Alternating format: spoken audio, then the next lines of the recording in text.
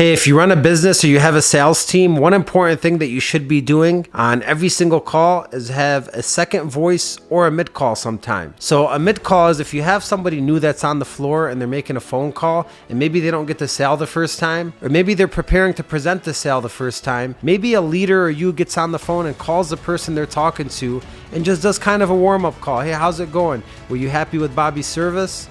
Okay, he told me that you want to accomplish A, B, and C. How did that sound for you? Well, I'm getting involved here and I'm going to make sure he gets you the perfect solution to meet all your needs. And if you need anything, here's my number. Just that one mid-call and you stepping in makes the client automatically feel better. You know, humans feel better when somebody else steps in. If you ever had a supervisor come from the back and talk to you or help you out while you were just talking to an employee, I'm sure you felt more important at that special moment. Now, another way you could do it is a second voice.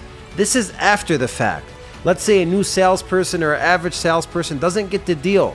And it's pretty important to get every single deal in your company or team, I would hope. So before withdrawing it or denying it or giving up on that, you should have a second voice. Either you do the second voice or your highest performer should do that second voice, but it should go to one more person. And I'll tell you, I've seen teams and regions built just off doing second voices. And you know what they find? They find success at least 50% of the time. So just because a customer or client told one person no, that doesn't mean they're going to say no to every single person. Get your highest performer on the phone. Call that client back. Hey, Judy, I know you talked to Adam here at my company and you weren't happy with the solution. What was it that you didn't like? Maybe they'll open up to you like they didn't open up to Adam. Maybe they'll tell you they didn't like the cost. You give them a discount. Maybe they'll tell you they're concerned with something. You can make them feel better about it. Every single unique individual has their own specialties and powers, and it's on you to get the strongest people using those on the phones. Now, if they say no to the second voice and they're automatically like, no, don't talk to me, I already said I'm not interested, now you could feel good about withdrawing it because you know you gave it your all. But never withdraw the lead without giving it a second voice to one of your top performers. And if you have anybody lower that's a low performer, or if you have anybody lower that's on the lower performance scale or that's newer to your company, always make sure they get a mid call.